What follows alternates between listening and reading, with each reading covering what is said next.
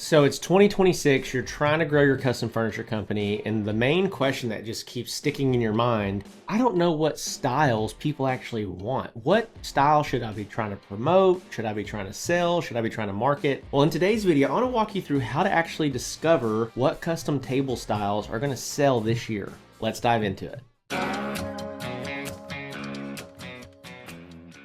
All right, well, welcome back to the channel. Welcome back to the podcast. As always, I'm your host, Zach Vaught, and I'm super honored that you'd hang out with me, spend some time with me, and continue to grow your business acumen, your business knowledge. Listen, there's thousands of channels out here on YouTube where you can learn what tools you should be buying, how to do that joinery technique that you've been trying to figure out in the shop, right? But this channel specifically is focused on the business side of woodworking, focused on the business side of custom furniture. A little bit about me. I started and scaled my own custom furniture company from my garage to over $75,000 per month and sold that company. And I've been working with custom furniture makers for the last 4 years, helping them predictably scale their businesses to whatever their goals are. A lot of guys want to just do, $20,000 a month in their garage. A lot of guys want to take this thing to the moon. Whatever their goals are, we help them with their marketing and sales strategies as well as production efficiencies to get where they're trying to go.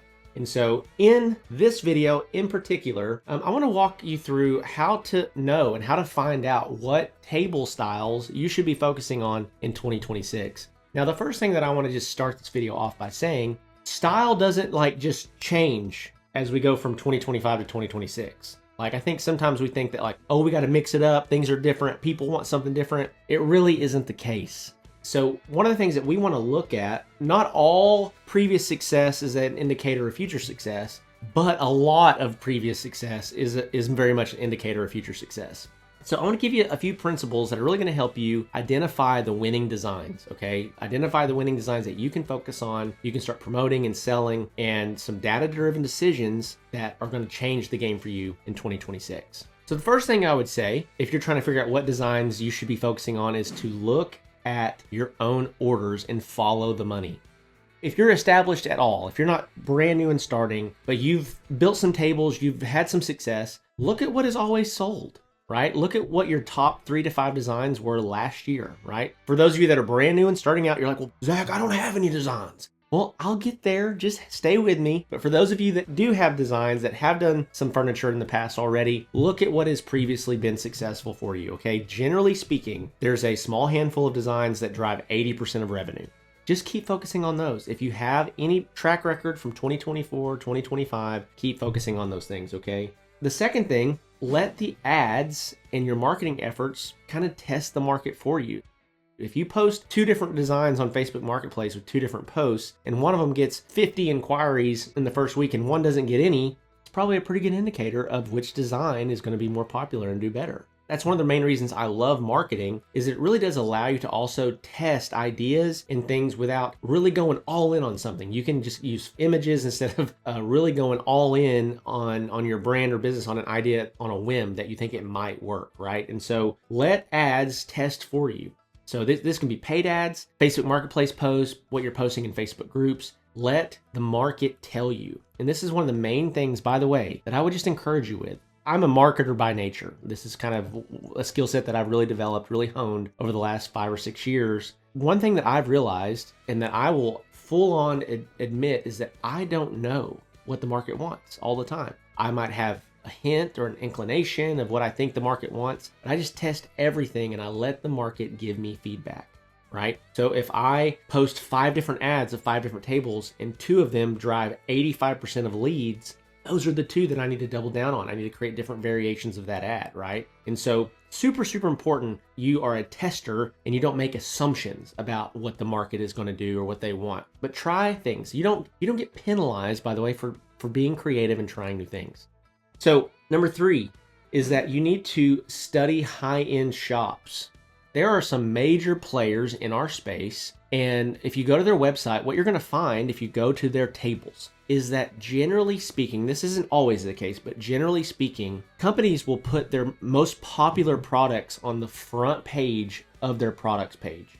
Like if they're sorted by popularity, this is how most Shopify websites are sorted, is that the products actually get sorted by popularity. And so as people revisit a product over and over and over, that product will actually slide up to the front in the top of a product page or a collections page, right? So if you go to check out some of these big players in the space, there's tons of them, guys. You can go to Restoration Hardware, Pottery Barn, some companies that are handcrafted in the States. You got James and James, you got Lumber to Love, you got some of these big players that are doing multi-million dollars a year. If you go to their product page or their collections pages, you're going to see their most popular and in-demand products on that front page, especially the first 5 to 10 products. Those are going to be the ones that are really driving revenue for that company, right? And so great indicator of probably what you should be doing. Now, one thing I want to say there, don't steal their pictures, don't steal any of their intellectual property, but furniture design as a whole, we're all building different variations of the same thing. And so study high-end shops. And the last thing I'll give you guys, try to limit the menu on purpose. We actually had this conversation inside the Woodworking Business Accelerator program with all of our clients the other day, and they kind of looked at and studied the data of what did they sell in 2025. And what everybody kind of found was that 70% of their sales came from 15 to 20% of their product offerings. And so what you'll find is that if you have 40 different table designs or 50 different table designs, it really creates a ton of complexity in your business, but you can have a insanely valuable and productive business with 10 to 15 table designs, and you're going to drive almost all of your revenue from about 6 of them. Okay, so you want to limit the menu on purpose. Same thing with chairs, same thing with benches, or anything else that you're doing for that matter. You know, cabinetry offers, outdoor furniture, whatever that might be, is oftentimes the smaller the menu, the easier the decision that you give the buyer. If any of you guys have ever eaten at the Cheesecake Factory, one of the things that they're known for is they have this monster menu of literally hundreds of different items that you can eat. And I eventually always end up picking something, but I'm always stressed out because there's about 10 things that I want when I go in to eat, and I got to pick one, right? And so I would say that sometimes it's a strength, sometimes it's a weakness to have a big, broad menu. Sometimes having less to choose from is really helpful in helping people make more sound decisions and be more decisive. And so that's what I have for you in this video. And so I got a few resources for you that I want to invite you into, and a couple of them are free that are going to be super helpful for you this year. And so the first one is my completely free ebook. It's the Handmade Business Secrets ebook. I wrote that. It's about 90 pages long, and you can download a free copy of it with that first link in the description below. It really outlines my journey, where I started, where I got stuck, how I figured that out, and how I moved on and ended up ultimately scaling that business, and how you can do the exact same thing. And so it's totally free to you. Just click on the link, enter your name and email, and we'll shoot that over to you. The second thing I want to offer to you is our Handmade Hero Academy program. And so if you are watching this and you're like brand new, like you